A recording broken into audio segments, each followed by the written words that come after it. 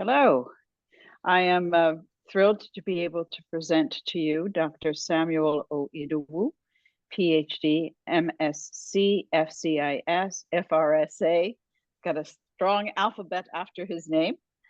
He is a senior lecturer in accounting and corporate social responsibility at the Guildhall School of Business and Law at London Metropolitan University, where he's currently the course leader for the Corporate Social Responsibility and Sustainability MSc and Advanced Diploma in Professional Development, ADPD, Corporate Social Responsibility and Sustainability. Dr. Idowu is also a professor of CSR and Sustainability at Nanjing University of Finance and Economics in China, and he is at the December 1st, 1918 University of Alba Iulia in Romania. He's a fellow member of the Chartered Governance Institute, a fellow of the Royal Society of Arts, a liveryman of the Worshipful Company of Chartered Governance Institute, and a named freeman of the City of London. He's the CEO and president of the Global Corporate Governance Institute, the GCGI, an international network of CSR scholars. Professor Idowu has published over 50 articles in both professional and academic journals and has contributed chapters in several edited books, and he is the editor-in-chief of 3 major global reference books by Springer: the Encyclopedia of Corporate Social Responsibility, the Dictionary of Corporate Social Responsibility, and the Encyclopedia of Sustainable Management. And he is an editor of the Elgar Encyclopedia of Organizational Sociology.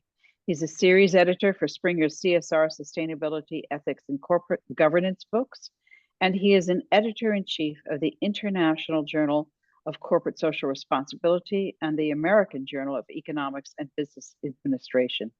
Professor Idowu's research interests include CSR, sustainability, ethics, and governance, and he teaches accounting and corporate social responsibility. Welcome, Professor Idowu. It's an honor and a pleasure to have you. Dr. Idowu, how important do you think the United Nations 2030 sustainability goals are to CSR? Thank you very much. Good afternoon to you. It's a great honor to be part of this exercise. I am so honored that I am with you and with your students today. And thank you again for inviting me. Right now, let's talk about this Sustainable Development Goals 2030. Without CSR, there would have not been the setting of these goals. That the United Nations is involved in all these goals can be traced back to Agenda 21, which emanated from the conference in Rio de Janeiro.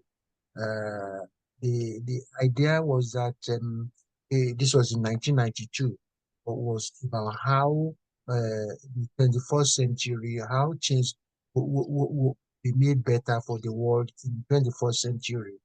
And so many of you will be aware that in the year 2000 was September when the first set of goals were put together. These were the Millennium Development Goals of 2015. The set of goals were last between year 2000 and year 2015. There were 8 goals there, and a lot of progress emanated as a result of these goals being put together. And so at the end of 2015, at the end of when those 8 goals came to an end, the 2030 goals were put together. And there were 191 world leaders that were there that signed the agreement. And this was about how to ensure that our world will continue to survive the test of time. Because a number of things were being said that the planet will not survive. And of course, we cannot sit back and hope that things will get better when we are doing nothing. So the whole idea was actually to ensure that things will be done properly, to ensure that we will all be able to continue to exist. Because when we are no longer here, the next generation will survive and live comfortably on planet Earth. That was the whole idea. And so without CSR, there would have not been, perhaps, not sure, there would have not been the setting up of these goals.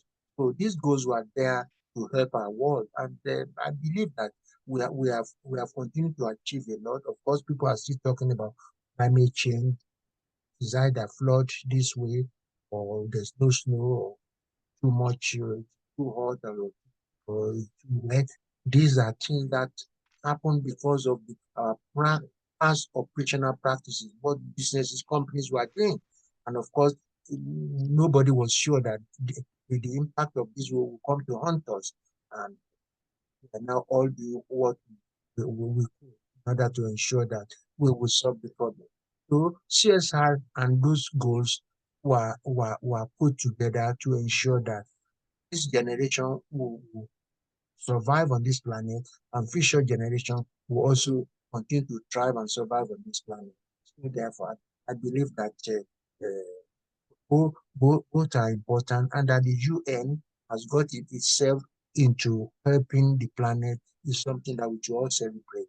That is, those are my views about goals and CSR, Sustainable Development Goals 2030 and CSR. I hope I've answered the Thank you, question. Dr. Idowu. Have the UN goals influenced the EU or the UK, and how so? Right. Those goals have actually influenced every country in the world. But like I said, when the goals were put together, they were signed, I think it was the 26th of September 2015, New York. They were signed by 191 world leaders. So the countries were all there, and they were all intending that they would do their best to meet all the 17 goals. And so therefore, the United Nations is only acting as a vehicle to ensure that we all do what we have within our competence to ensure that we do what is right in order to meet 17 goals. Well, thank you. To inform my students, the 17 goals of the United Nations 2030 Sustainability Program are easily found simply by Googling and going to the UN website. That's right. So, Professor Idowu, what are some of the biggest issues in CSR today? All right. Okay. Thank you very much. These issues can be divided into two, either from the global perspectives or from corporate companies' perspectives. Let me start by talking about, there are four for each of them. There are four things from my own perspective for each of them. We are looking at these issues from the global perspective. We can start with what we refer to as the environmental perspective or environmental issue. And of course, these are issues that relate to global warming, climate change, things that relate to pollution, all these things that corporate entities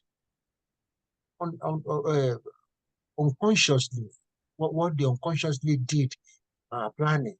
Yeah, because see, many of these things that companies do, I say about 70% sure that they were not sure that bad things will emanate from this action.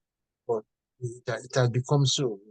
A number of not so great things are happening as a result of the operational practices of companies in the past. But of course, we are now all aware that if we continue to exist like that, we continue to throw things away the way we did. We were taking things, we are using them, we are wasting them, and we are throwing them away. If we continue to do that, we have all understood that our planet will not survive. So therefore, the first group of this issue can put under environmental. The second group will go under things that I will call ethical issue. Maybe some of the things that people do, either because they're not civilized enough to know that you shouldn't do them, or because they nonchalant attitude of treating people bad. For example, when I'm talking about ethics, also include the human rights abuses as well. That because I'm sure you know around the world, a number of things happen either by governments and some companies that are international companies will also help government to do bad things to their citizens. So so some of these can also be under ethical or if you like call them human rights issues.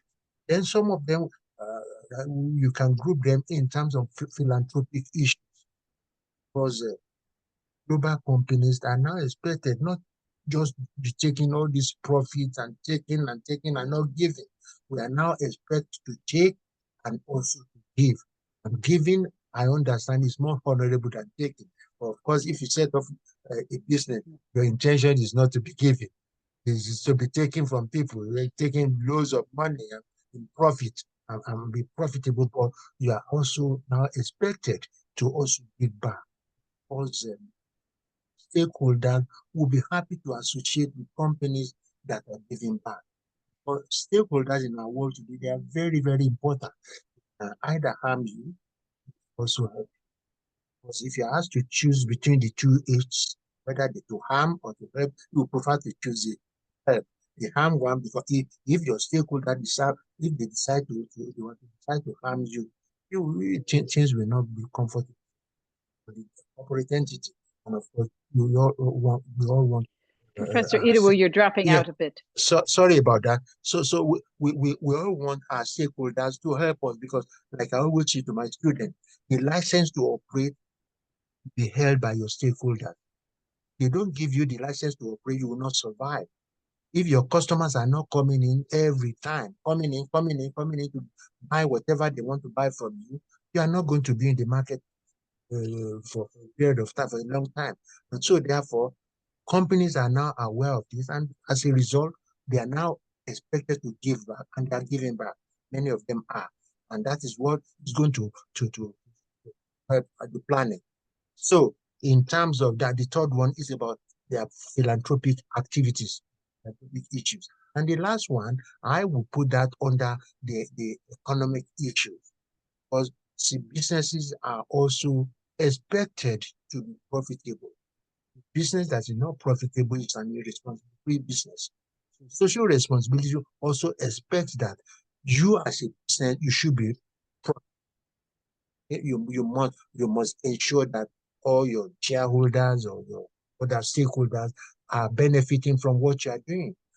Because if you are profitable, then you can pay high wages or high salaries to your employees. If you are profitable, you can decide to also sell the product at a price that the customer will be happy to pay. And so therefore, so those are the four issues I will class under global. Under the corporate one, companies one, right, we now live in a world where we are now expected to do more with less. And what I mean by that is, in the past, what we normally, the raw material we normally use to make, say, 10 units of the product, they are now expected to make 15 or 20 units, if possible, from the same quantity of raw material.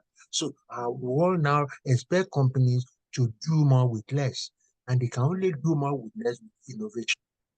If they are innovating and they are they're doing research and development, they are finding out how many of these things can be done properly with less raw material. That will help the world and will also help the stock of these are raw material because we are told that many of them are not going to last forever. And if they are not going to last forever, then we know that we now need to use them sustainably so that we can make more out of many things. Right. Then in terms of corporate entities, we also have environmental issues for them to contend with because, like I said, in the past, the assumption was that many of these things will continue to be there for forever. But of course, we've now been told that many of them will not be there forever. They are not going to be there forever. Then we cannot throw things away just anyhow. Like I used to say to my students in the past, all these are TVs or is it computer, the desktop. When we finish using them, we just dump them somewhere. And some people will break them, we throw them away, we do this. But now we now live in a world where all these things must be given back to the manufacturers. They will now have a system of take back. When you finish using the product and the product has ended its life, you don't throw them away. You give them back. And if there's anything they can do with what you've given back, they will do. Will use any of these resources or any of the resistors that they have inside the item. They will make a new one and will buy them again, and that will ensure that our world will continue to survive. So environmental issue is something that is very important in our world today, and businesses are taking that. The third point relates to reducing many of these issues that relate to gender inequalities. Yeah, gender inequalities, of course, before the first set of goals, the Millennium Development Goals, but one of the things there, one of the goals there was that countries should ensure that there's equalize men with women, because has always been in the past, many nations around the world thought it was a man's world, but it's no longer. It's not a man's world. There are more women in the world than men anyway, and so therefore, if we are thinking that all these big positions should be occupied by only men, then we are not thinking in terms of reality. Our world is full of women, and there are many competent women in our world today. And of course, I'm sure you know examples of this, that women are heads of state. In 2 or 3 years ago in Finland, a 36-year-old lady became the president country, and her cabinet is full of young ladies. Some 31-year-old, they were all women. 31-year-old, 40-year-old on the cabinet, and the country is doing extremely well. And so, therefore, we have got to think in terms of this gender equality around the world. It's going to help our world. It's going to help the planet. Then the other point I have in terms of, which is number 4, is to do with diversity. What I mean by that, our world now is a place where people from different races, different culture, different countries will now live. Uh, in London alone, I live in London. I'm sorry, I didn't mention that. Of course, when Professor Nadia was introducing me, she mentioned that I work at London Metropolitan University. I live in London. I've lived there for about 50 years. I've stayed in the United Kingdom for about 50 years. But in London alone, over 100 languages are spoken. Yeah. And when I came here in the 70s, well, you were foreigners. Yeah, of course, people from Africa were here, but not as many. People from Asia were here, not as many. People from Eastern Europe were here. They were not here because you all know about the iron pot. People couldn't get out of Eastern Europe easily at that time. Anybody that escapes and find themselves in London or UK, they will be hiding themselves. So there were not many of them. But now, in some of my classes, you see somebody from Romania, somebody from Lithuania, all these near places in Eastern Europe. So therefore, and of course, when people are existing in your country, they are going to be treated equally. Got to have your company should not just be full of all English people, all Scottish people, or Irish people. You've got to have all these people either because of their sexual orientation, if they are good at doing what they need to do, they should be there. Or because of their race, if they are good at what they need to do, they should be there, and so on and so forth. So issues that relate to diversity, something we need to talk about and continue to talk about in CSR. So those are my responses to that question. Thank you. Thank you, Dr. Idowu. And so what are some of the biggest differences you see in the approach to CSR from country to country? Right. Okay. Thank you very much. There are 3 approaches that have come to the fore that I have identified personally, and I'm sure not just me alone. A lot of people, a lot of scholars that work in this area have also identified these strands. The first one relates to where there are some countries that have legal requirements for CSR to be practiced, and countries that fall into that category. There are three of them that I know very well. India is one of them. It is a legal requirement that in India, all countries, large companies, they must practice CSR, they must report on CSR, and they must also donate a given percentage, 2% to be precise, of their average annual 3-year profit they must use for CSR purposes. But if you want me to give an example of how that works, if let's assume that a company in 1 year makes 20 million rupees, their currency in India, rupee, and in another year 40 million, then in another year 30 million. That is 30 is 90. So that's 90 million. So they must divide that 90 million by 3. So therefore, 30 million will be average, and 2% of 30 million they must use for purposes. So India is one of the countries. Then Mauritius is also another country that has a legal requirement for CSR, and Indonesia is the third one. Okay, and of course, if you look at these three countries, they are not all that developed like the United Kingdom or the United States or Germany or Spain or all these well-developed nations. Of course, there must be a reason why they feel that they should go that route. So the first strands are those that are taking the legal route to practicing CSR. Then we have the second group. They have taken a voluntary route. In other words, they allow companies to choose whether they want to practice CSR or they don't want to practice CSR. And of course, it is because they are aware that in a free market economy, if you are not doing what your competitors are doing, will put yourself at a competitive disadvantage. If you are not practicing social responsibility, you are not doing all these things that CSR requires you to do, and your competitors are doing all these things, your customers are going to abandon you. They will go to them. They will look at them as being a better alternative than you.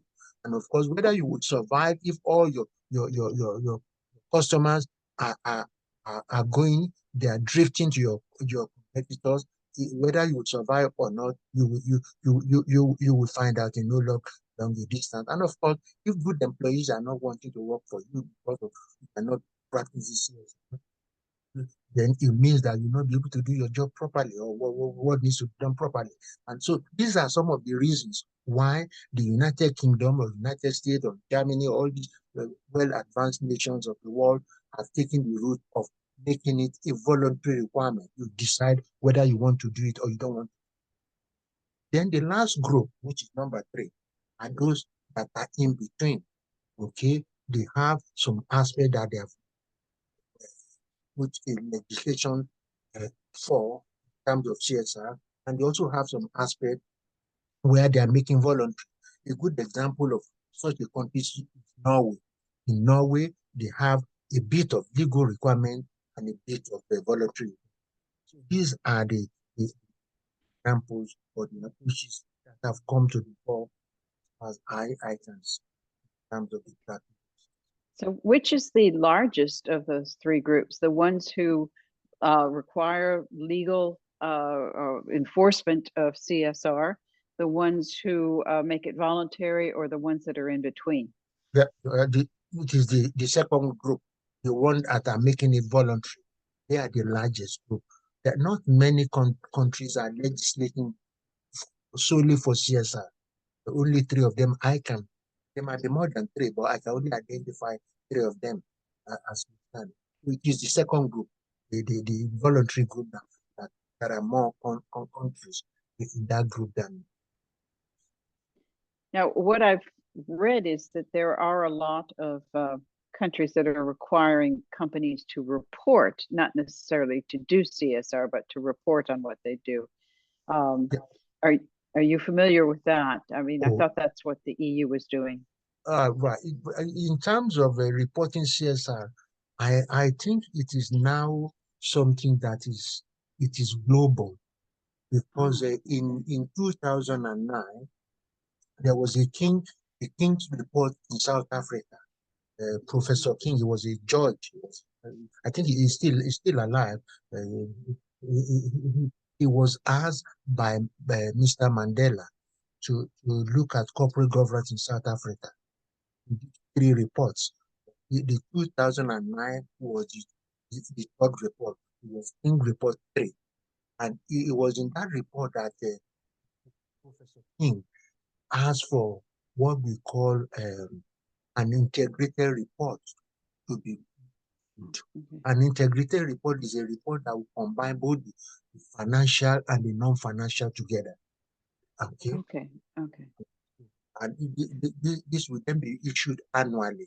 So an integrated reporting system is now becoming something that is global. Nearly many countries are now putting both financial and the non-financial report into one report Ah, and okay. them every.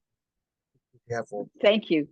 Yeah, you're something dropping out a little bit again. oh, sorry. It is something that is now becoming very popular around the world. Fourth question would be, where do you see the world going with regard to corporate governance in the next few years? All right. Well, okay. Well, in terms of corporate governance, I think we will continue to be more understanding towards corporate governance because you see, if you look back, a number of irresponsible things happen. In the UK, we have what we call the Mirror Group scandal of 1991. We also have the BCCI scandal of 1991. We all have the Polypec scandal. I think that was in 1993. So these are scandals that had made the publication of the Cadbury report uh, a necessity.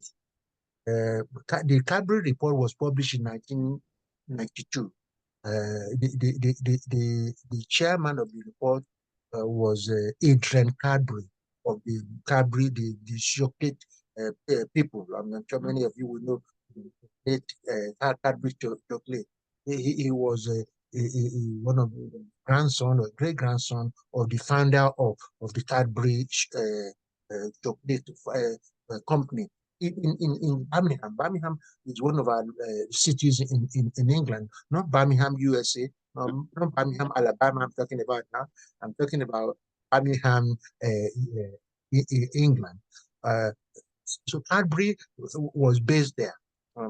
That's where they had all these factories making. So he was asked to lead a group of senior executives uh, UK, and they published this report, corporate governance, and it was the first step in doing it. And of course, it was after that that your Sabine Oxley report was published with the SOX law, United States, which came into out as a result of a scandal in Enron.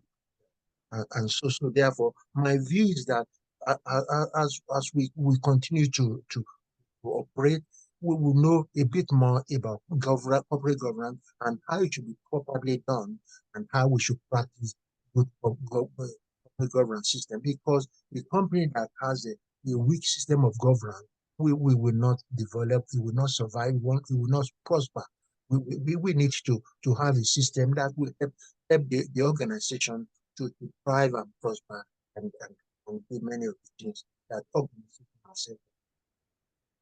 Well, thank you. And Professor Idowu, what opportunities, this is more to my students' interest, what opportunities do you see for young lawyers who are interested in international business and corporate governance? All right, very good. I can say for sure that the future is very, very bright for them. Well, it has always been bright anyway, but it is going to continue to be bright for them because I see them in many sectors. For example, in real estate, this is property. Lawyers will always be required in the UK. If you want to, you cannot buy a property without bringing the buyer. The buyer will need to employ a lawyer. The seller will need to employ a lawyer. So it's a win-win situation for lawyers. The seller will need a lawyer. Buyer will need a lawyer. And at the end of the day, so in real estate, they can specialize in real estate and will be helping people to buy properties and sell properties. So that's an area. And also in terms of taxation, because the government will always need to make us pay our taxes. Because without us paying our taxes, it'll be difficult for government to finance many of the projects they have to finance. And so therefore, lawyers will also always be needed. In fact, I think they'll be called revenue lawyers. Yeah, they'll be advising both the government and the companies as well in that area. And also, I see lawyers thriving in international trade. Yeah, and of course, see, now living a world, our world is a freer world than it used to be now. Like I said, people move freely. Also, money moves freely between nations now because legal reason. Because I'm not talking about people moving money laundering. No, that's not what I'm talking about. I'm talking about if you want to buy anything or you want to invest in the country, you want to build your factory there, you can easily do it. And of course, the help of for lawyers will always be required in this. And of course, because of all these global transactions that all do, lawyers will always be required. And of course, so to me, the field of law will always be, in fact, one of my youngest child, I'm encouraging my youngest child, I'm encouraging her to be a lawyer. So therefore, I am growing a lawyer in my house. So the future is very bright. Oh yeah, and of course, they will also be required the corporate activities as well, either representing their as company secretaries or corporate secretaries that will employ them in the country, because corporate secretaries sit on the board of companies, and they organize whatever is going to happen. They organize meetings. They are powerful people in UK corporate secretaries. I trained as a secretary. When you were introducing me, mentioned that I'm a member of the corporate government. Uh, that institute was actually started in 1891. It has been in existence since 1891. And of course, they are all over the place. They are here, they are in Australia, they're all English-speaking countries. In fact, I think there is an aspect of it in the United States as well. So therefore, and they are really very powerful people in companies, and they earn loads of money. So therefore, it is an area that we will continue to thrive and pro. So the term corporate secretary, we could probably say the equivalent would be corporate counsel, or in the United States, we Right. use the word. It's as again we're one people divided by a common language. Indeed. Yeah. Yes, that we use the term corporate secretary here. And like I said, they are really powerful people. In fact, they are the eyes, they are the nose, the hand, everything of a business. They act on behalf of companies. And in fact, they organize board meetings, and of course, they will invite all the directors to the meeting. And of course, later on, they also become full members of the board as well. They become directors of companies as well. Tell us about the GCGI, the Global Corporate Governance Institute, and its forthcoming 10th Annual Conference in Sibiu, Romania. Oh, thank you very much. In fact, it's one of my passion, the GCGI. Thank you very much for bringing that to this interview. The GCGI was established by an American professor I have known for, known Nick now. His name is Professor Nick Capaldi. I've known him now, for well over a decade. The first encyclopedia we did was actually launched 10 years ago, January 2013. And I had known Nick at least 4 or 5 years before that. So therefore, yeah, Professor Kapadi was the founder of the GCGI. And the GCGI is actually a network of scholars working in the field of corporate social responsibility, sustainability, ethics, governance. Yeah, it's a network, and we have members from over 40 countries around the world. And our conferences, in fact, we have been to China, we have been to Australia, we have been to Germany, we have been to different countries in the world. In fact, we were in Baton Rouge in 2022, last year. Yeah, our conference was held in Southern University Law School there, and it was a successful conference. And this year we were in Spain, and we were in Santander, Spain, where we held a previous conference there in 2018, and of course, because of some difficulties we had this year, they were happy to do us again in 2023. And all being well, next year we are going to Sibiu. Sibiu is a city in Romania. Romania, I'm a professor in one of the universities there. Yeah. I'm very close to them. I would call Romania another country of mine because I have loads of friends there and they all love me so dearly, and of course, of all of them dearly as well.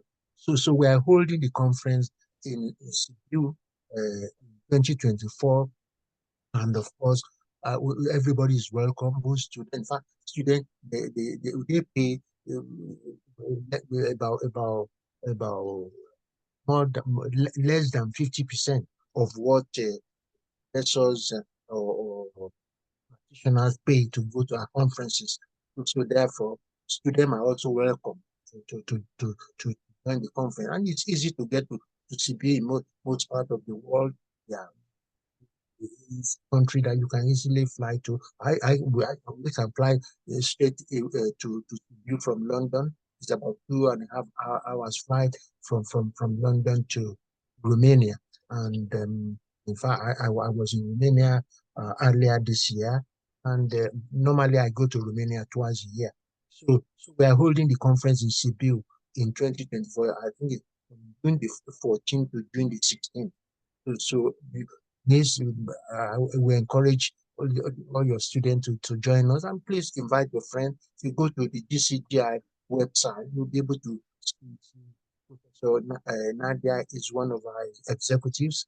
I think she's deputy CEO.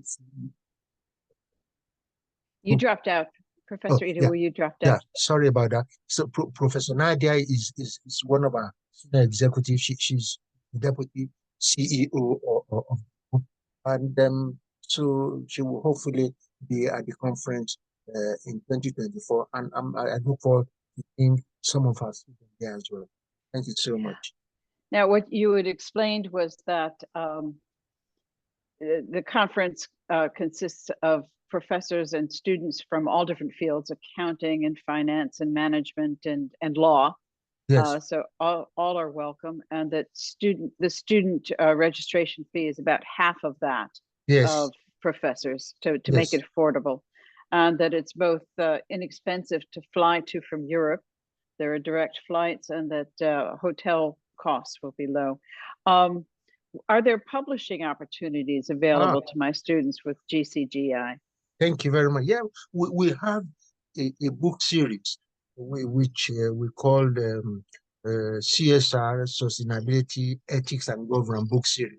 This book series we set up with Springer. Springer is an international publisher. And, I think we've published well over 100 and I think it was almost 120 books series. We started the series in 2013. And recently, Professor Nadia, Professor Ipeana, she's based in Romania, and Professor Mara, she's based in Italy, and my humble self, we started a new book series, and that series is also a Springer book series, and we are expecting to publish proceedings from many of these conferences there. So therefore, please encourage your students to publish there. We want to edit books, and if they are interested, you don't have to pay anything at all. It's free. Okay, but if you have a chapter in any of our books, you don't pay anything. And when the book is published, you get a free copy, one copy per chapter, free copy. And will their articles be available on the internet once published Yeah. When they are published, the articles will not be made freely available on the internet. Anybody that each I'm sorry. each contributor will be sent an electronic copy of their chapter, Okay. which they can store anywhere. But they will not be made freely available on the internet because Springer sells them. Well, Springer sells them, but Yeah. they can anyone can access them through Hein Online and then pay the fee Yes, to get an electronic in fact, copy. our books are actually on Scopus Index, Index on Scopus, and also on World, I think World of Science, World of Science. Yeah, So World of Science and Scopus. So the articles, as once published, will be available around the world. So that's right. Any of my students who publish in our book will Yes. have their work available around the world. Yes. For citation. So that's right. It's a big thing. It is indeed. It is Yeah. indeed. It is indeed. It is indeed. And like I said, you also have a hard copy of the book. If there are two people that have written a chapter, only one book will be made available free of charge. But any of them can buy any of them at, I think, about 50 or 40% discount. No, it's wonderful. I love to have copies of my work. Of course. I think we all do. Yeah, we do. Thank you so much, Professor Idowu, for your time. It's a great honor to be part of this, and thank you very much for inviting me. Thank you so much, and good luck to all these great students. I hope they will all become great, and we can all be proud of them, of what they are doing after they have finished their courses. I'm sure we will. I love to follow my students afterwards. As I mentioned to you, I have the one in Spain. I had a former student in Turkey who became a top global corporate lawyer. She was negotiating contracts all over the world on behalf of her company, a glass manufacturer. Fantastic. So fun to follow them. But thank you again, Dr. Idowu. And as always, a joy talking with you. And I hope to see you in Romania. Thank you. Thank you. See you again. Thank you very much. Okay. All the best. Bye-bye now. Bye-bye.